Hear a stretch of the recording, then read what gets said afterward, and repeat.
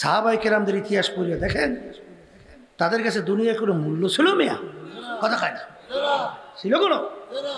এই যে শরীর ওসমান গনি রাদিয়াল্লাহু তাআলা আনহু, এখনো মদিনা শরীফ দেখবেন বড় বড় মাজরা, বড় বড় কি মাজরা আছে, এই বাগান ওসমান গনি রাদিয়াল্লাহু তাআলা আনহুর নামে। নামই হলো ধনী ওসমান। নাম কি? তাদের দিলের ভিতরে দুনিয়ার মোহাব্বতের অবস্থান কি?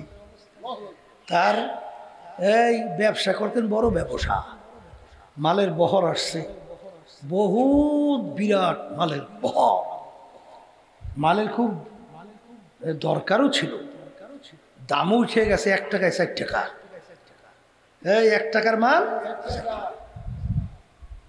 এখন তিনি বলতেছেন, তোমরা আমার মালের দামে 1 টাকা থেকে 4 টাকা বলছো, আমার কাছে আর একটা সুসংবাদ আছে, 1 টাকায় 10 টাকা।